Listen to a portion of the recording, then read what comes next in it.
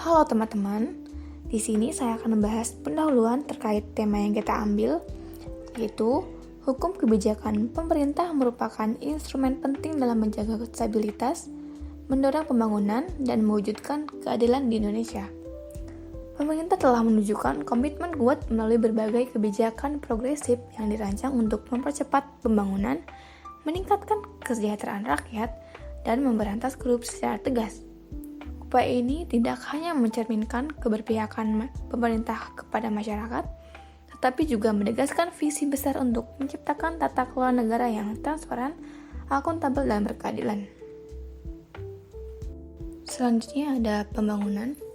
Proses perubahan sistematis dan berkelanjutan ada dari beberapa sektor. Yang pertama ada ekonomi, sosial, pendidikan, infrastruktur, dan kesehatan. Tujuannya yaitu untuk mengurangi kesenjangan sosial, meningkatkan kesejahteraan, serta menciptakan pertumbuhan inklusif, berkeadilan, dan berkelanjutan. Orientasi pada kebutuhan masyarakat dan pengelolaan sumber daya efektif. Oke, berikut ada dasar hukumnya. Yang pertama yaitu Undang-Undang Dasar 1945, Pasal 33 Ayat 3, yang berbunyi, bumi, air, dan kekayaan alam yang terkandung di dalamnya dikuasai oleh negara dan digunakan untuk sebesar-besar kemakmuran rakyat. Yang kedua ada Undang-Undang Nomor 25 Tahun 2004 yang berbunyi tentang Sistem Perencanaan Pembangunan Nasional. Yang ketiga ada Undang-Undang Nomor 3 Tahun 2020 Omnibus Law yang berbunyi tentang reformasi ekonomi, penyederhanaan birokrasi, penguatan UMKM. Ya, di sini saya akan menjelaskan terkait upaya dalam pembangunan. Yang pertama ada percepatan infrastruktur, di mana percepatan infrastruktur ini terkait jalan tol, pelabuhan, bandara. Sudah terdapat 1.900 km jalan tol sejak 2015. Lalu yang kedua ada infrastruktur pendidikan, yang berisi pembangunan sekolah dan laboratorium. Dan yang ketiga ada pembangunan ekonomi, yaitu berisi tentang transformasi digital UMKM, pelatihan teknologi, dan e-commerce. Seperti pada gambar yang ada di samping, sudah terpenuhi pilar sosial sebanyak 52%, lalu untuk pilar ekonomi terdapat 63%, lalu pilar lingkungan 81%, dan pilar hukum dan tata kelola sudah 57%. Oke, selanjutnya program pemerintah. Yang pertama ada proyek strategis nasional atau yang bisa disebut PSN. Proyek strategis nasional ini terkait infrastruktur besar seperti jalan tol, pelabuhan, bandara, dan pembangkit listrik. Lalu yang kedua ada program Merdeka Belajar, yaitu terkait digitalisasi pendidikan, lalu fleksibilitas kurikulum. Lalu yang ketiga ada gerakan nasional 100 Smart Cities, ini berisi tentang digitalisasi kota untuk transportasi, kesehatan, pendidikan, dan layanan publik. Lalu yang keempat ada digitalisasi UMKM, yaitu ada pelatihan teknologi, platform e-commerce, dan akses pasar global. Seperti pada gambar yang ada di samping, dari 2010 hingga 2022 sudah banyak sekali jalan tol yang tercapai. Dari 753 kilo, sekarang sudah menjadi 3.490 kilo. Tidak hanya itu, kemajuan di sektor jalan dan kereta api, kemajuan infrastruktur Indonesia juga tersebar hingga pelabuhan. Yang pertama ada bandara, ini sudah tercapai dari 2012 hingga 2022 dari 240 hingga 340 bandara. Lalu untuk pelabuhan sudah ada 2.439 dari 2.252. Mari kita lihat tantangan pembangunan yang kita hadapi saat ini. Ada 4 tantangan utama dalam pembangunan nasional Indonesia. 1. Keterbatasan anggaran dan pendanaan. Proyek-proyek besar pembangunan membutuhkan investasi tinggi, yang menjadi kendala utama dalam realisasi pembangunan. 2. Akses pembiayaan UMKM masih terbatas. Para pelaku UMKM menghadapi kesulitan mendapatkan kredit dan jaminan, padahal sektor ini adalah penggerak ekonomi nasional. Ketiga, kesenjangan pembangunan daerah terpencil masih signifikan, terutama dalam 3 aspek: keterbatasan teknologi, kualitas pendidikan yang belum merata, infrastruktur yang belum memadai. Keempat, penyebaran teknologi dan digitalisasi belum optimal, ditandai dengan kesenjangan keterampilan digital dan distribusi jaringan internet yang belum merata. Namun, di tengah tantangan ini, data menunjukkan kemajuan positif dalam pembangunan manusia Indonesia. IPM kita mencapai 75,02 pada 2024, naik 0,85% dari tahun sebelumnya. Peningkatan ini didukung oleh umur harapan hidup mencapai 74,15 tahun, rata-rata lama sekolah 8,65 tahun, harapan lama sekolah 13,21 tahun. Pengeluaran per kapita Rp12.341.000. Kemajuan juga terlihat dari pembangunan infrastruktur dengan 1.900 km jalan tol dalam 8 tahun terakhir. Sektor digital menunjukkan potensi besar dengan proyeksi nilai e-commerce dan fintech mencapai 146 miliar USD pada 2024. Data ini menunjukkan bahwa meski menghadapi tantangan, Indonesia terus mencatatkan kemajuan pembangunan yang signifikan. Saya akan menjelaskan tentang keadilan. Keadilan adalah prinsip moral yang mengharuskan perlakuan yang adil dan setara. Dasar hukum yang berlaku pada pasal 27 ayat 1 Undang-Undang Dasar 1945 yang berbunyi, segala warga negara bersamaan kedudukannya di dalam hukum dan pemerintahan, dan wajib menjunjung hukum dan pemerintahan itu dengan tidak ada kecualiannya. Dan pasal 28D ayat 1 Undang-Undang Dasar 1945 yang berbunyi, setiap orang berhak atas pengakuan, jaminan, perlindungan, dan kepastian hukum yang adil serta perlakuan yang sama di hadapan hukum. Keadilan dibagi menjadi 3, yaitu keadilan ekonomi, keadilan sosial, dan keadilan politik.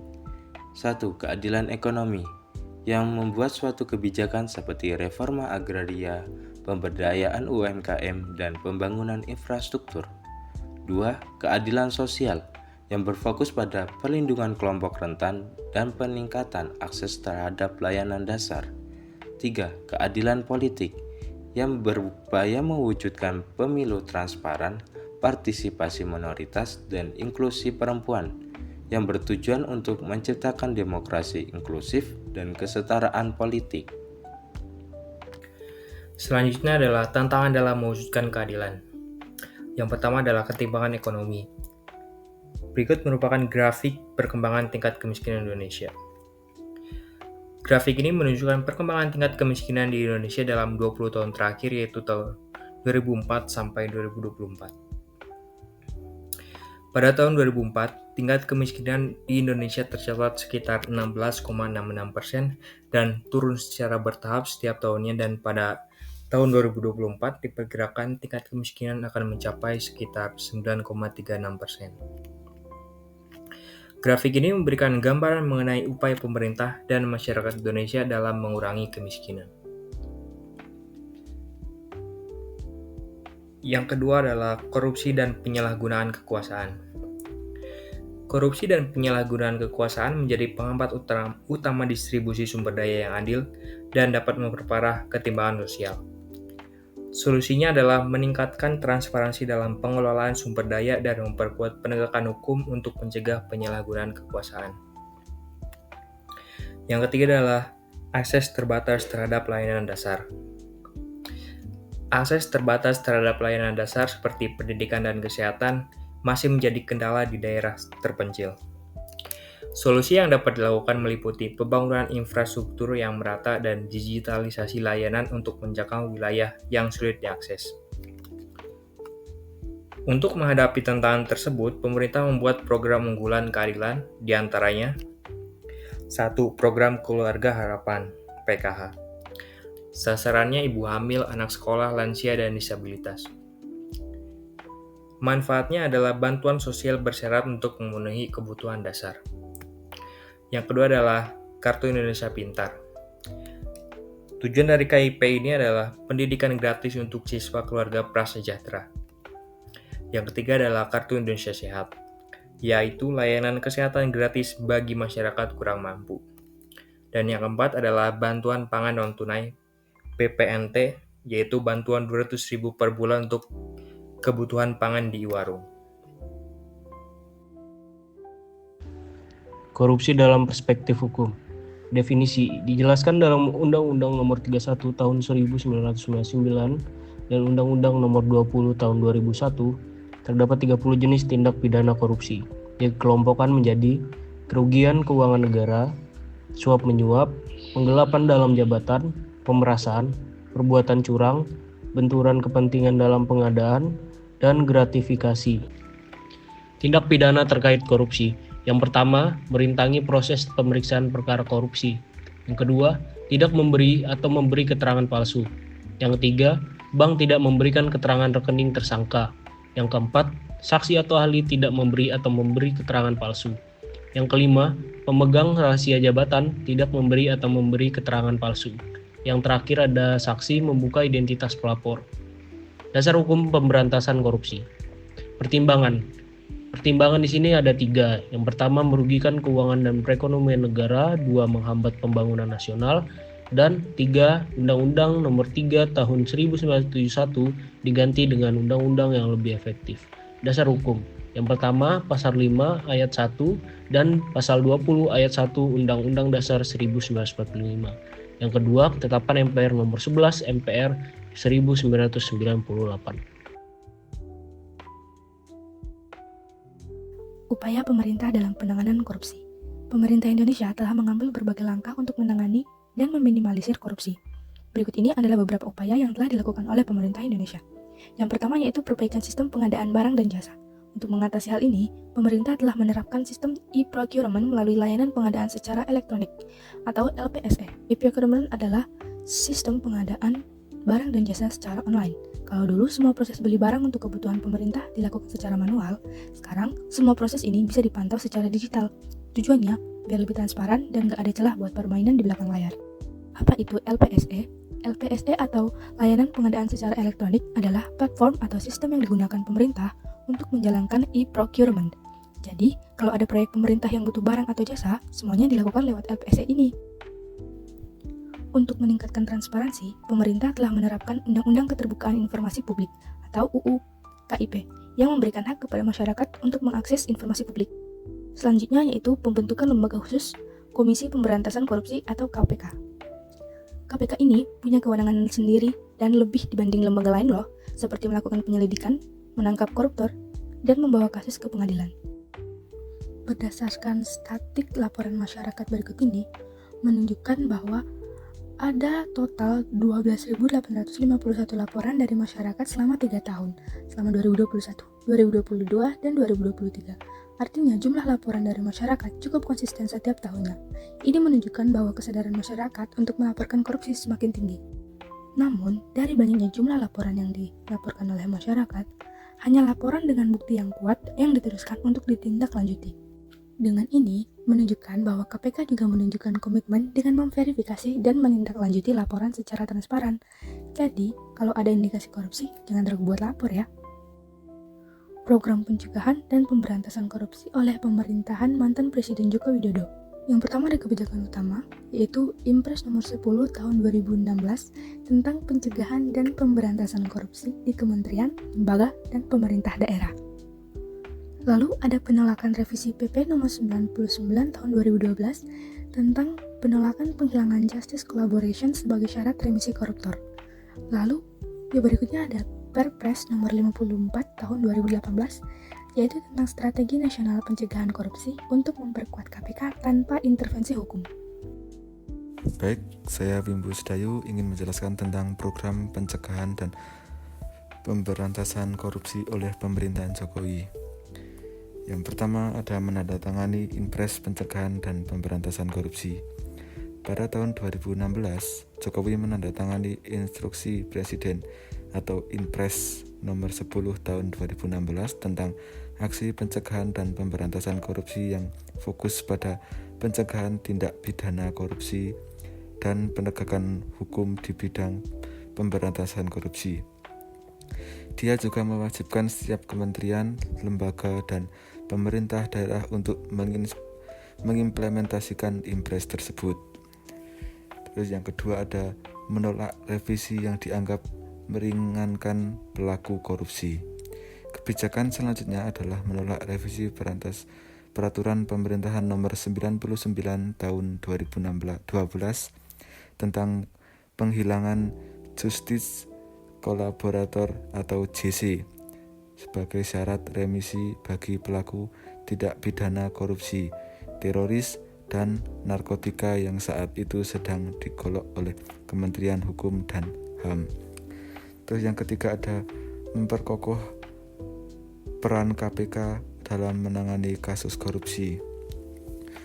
Menekan peraturan korupsi Perpres nomor 54 tahun 2018 tentang strategi nasional pencegahan korupsi yang dinilai semakin memperkuat peran KPK sebagai upaya pemerintah dalam membangun sistem pencegahan yang lebih komprehensif dan sistematis. Tidak luput melakukan pencegahan tindak pidana korupsi tanpa mengintervensi lembaga penegak hukum yang berwenang mengenai kasus tersebut. Pemerintah juga menetapkan aksi pencegahan korupsi atau aksi PK tahun 2023 sampai 2024 sebagai upaya dan sikap serius pemerintah dalam menindak dan mencegah korupsi. Aksi PK tersebut akan melibatkan 76 kementerian dan lembaga, 34 provinsi, dan 68 pemerintah kabupaten dan kota. Aksi PK tersebut dari 15 aksi yaitu pencegahan penyelesaian ketidaksesuaian pemanfaatan ruang dan tumpang tindih perizinan berbasis lahan melalui implementasi kebijakan 1 peta, pengendalian ekspor impor, peningkatan kualitas data pemilik manfaat serta pemanfaatan untuk perizinan, pengadaan barang atau jasa, perbaikan tata kelola di kawasan pelabuhan, pencegahan proses digitalisasi, sertifikasi pendukung kemudahan berusaha, penguatan digitalisasi perencanaan pengangguran di tingkat pusat, daerah, dan desa, peningkatan efektivitas pencegahan korupsi dalam pengadaan barang dan jasa, optimalisasi penerimaan negara bukan pajak atau PNBP melalui intensifikasi dan ekstensifikasi di subsektor mineral dan batu bara atau Minebre. Terus ada penataan aset pusat, penguatan partai politik dalam pencegahan korupsi, optimalisasi interoperabilitas data berbasis NIK untuk program pemerintah, penguatan aparat pengawasan intern pemerintah APIP dalam pengawasan program pemerintah. Terus ada penguatan sistem penanganan perkara tindak pidana, optimalisasi pengawasan keuangan desa dan penataan aset desa, penguatan instruksi sistem informasi aparatur sipil negara atau ASN. Tantangan dari program ini yaitu salah satu tantangan untuk pemberantasan korupsi di Indonesia adalah masih maraknya budaya korupsi yang mengakar kuat di berbagai sektor. Nepotisme, penyuapan, dan penggelapan telah mendarah daging dalam sebuah praktik birokrasi sehingga menghambat efektivitas upaya pemberantasan korupsi. Di masa yang akan datang perlu adanya reformasi kelembagaan yang berkelanjutan. Kesimpulan dari PPT kita ini adalah hukum kebijakan pemerintah di Indonesia telah memainkan peran penting dalam mendorong pembangunan, menciptakan keadilan, dan pemberantasan korupsi. Melalui kebijakan yang terukur dan implementasi yang konsisten, pemerintah menunjukkan komitmen untuk membangun tata kelola negara yang transparan dan akuntabel. Dengan dukungan masyarakat dan penguatan penegakan hukum, kebijakan ini diharapkan dapat terus memberikan dampak positif bagi tercapainya kesejahteraan dan keadilan merata di seluruh lapisan masyarakat. Terima kasih.